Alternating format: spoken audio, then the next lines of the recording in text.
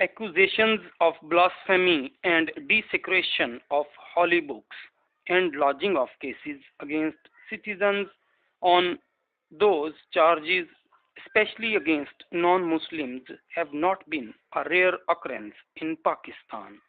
However, the case of Rimsha, a minor Christian girl from a locality in Islamabad, who was accused of burning what were initially and falsely claimed to be pages of the Quran, was different.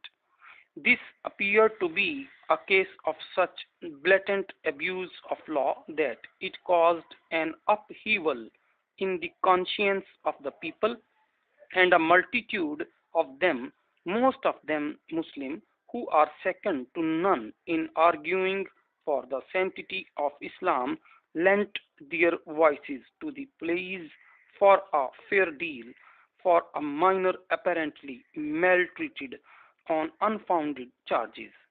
This publication is a brief compilation of the messages that people from a cross section of society sent to HRCP regarding Rimsha case.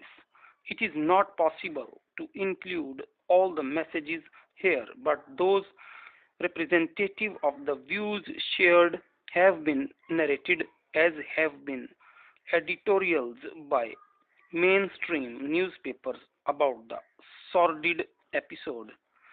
Where does all of that lead us? Would all these sentiments and reflections evaporate into thin air, or should they lead to a positive result?